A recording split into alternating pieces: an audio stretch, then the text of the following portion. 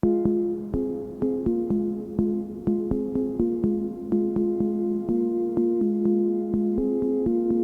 name's Justin Pearce. I'm a researcher at the University of Sussex. My interest is in the recent political history of Southern Africa, from anti-colonial struggles unto the present, and also to the contemporary politics of Southern Africa, particularly how ideas which have their roots in anti-colonial struggles are reproduced in politics today. The paper that I'm presenting draws on research that I've done in two countries that I specialize in, Angola and Mozambique, obviously both former Portuguese colonies, countries which endured long post-colonial civil wars, which were then resolved with peace agreements that attempted to transform the former adversaries on the battlefield into political parties. My interest is in what's happened to the opposition parties today, because the parties in power are the same parties which have been in power ever since independence. So I'm looking at how those political parties, the opposition parties today, how they're managing to engage with society and reproduce themselves as opposition parties without any realistic chance of ever getting into power. On the basis of ethnographic fieldwork that I've done both in Angola and in Mozambique, what I'm finding is that both these parties are claiming a longer history which goes back to divisions within the anti-colonial movement, and this is back to the 1960s and the early 70s.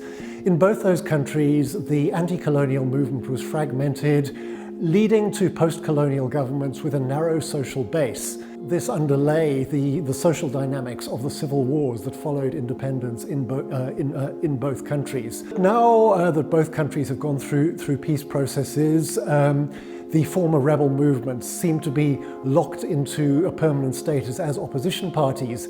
They are still drawing upon this longer legacy of their own role, or what they claim as having been their own role, in dissident strands within the anti-colonial movement to engage with society today. This works in slightly different ways in the two cases. Possibly in a negative way I've seen in Mozambique, where Renamo, the former rebel movement, now opposition party, returned to violence 20 years after the end of the Civil War in 2013. But it was able to use these stories about its past, about its historic role, to mobilize people in support of itself in a new insurgency. In Angola, the opposition party UNITA is also drawing upon its wartime heritage, possibly in a more positive way. It's re-engaging with society, it's rebuilding its social roots, using social networks and ideas about social responsibility that were established during the war. It's been almost an orthodoxy of how civil wars are solved, that rebel movements are meant to transform themselves into political parties. I think there were some rather naive and mistaken assumptions that all you needed to do was have elections, and suddenly these entities, and I'm not only talking about rebel movements, I'm also talking about ruling parties which had ruled over one-party systems for many years.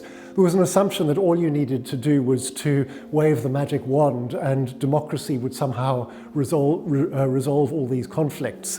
Clearly, the problems that we've seen since then in these cases have been a reminder that it's not that easy, and it's really important to look at the social bases of both governing parties and of opposition movements during the time of civil war in order to understand how they're going to relate to societies today.